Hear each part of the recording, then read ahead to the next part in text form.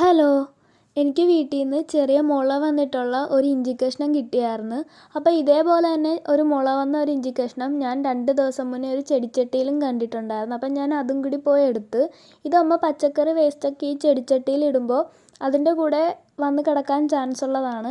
അങ്ങനെ അത് രണ്ടും എടുത്ത് വെച്ചിട്ട് പിന്നെ ഞാൻ ഈ റോസയുടെ പൂ വന്നിട്ടുള്ള ആ ഒരു തണ്ട് മുറിച്ച് കളഞ്ഞ് അത് 2-3 ആ റോസ ചെടിയിൽ നിൽപ്പുണ്ടായിരുന്നു.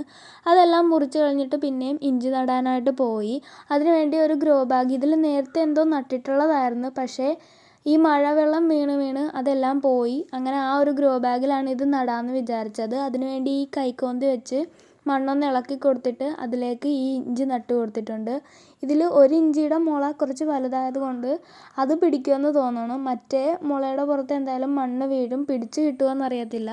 എന്തായാലും പിടിച്ച് കിട്ടുമെങ്കിൽ ഞാനത് വീഡിയോയിലിടാം. അപ്പോൾ ഇഷ്ടപ്പെട്ട എന്തായാലും വീഡിയോ ലൈക്ക് ചെയ്യാനും ചാനൽ സബ്സ്ക്രൈബ് ചെയ്യാനും മറക്കല്ലേ.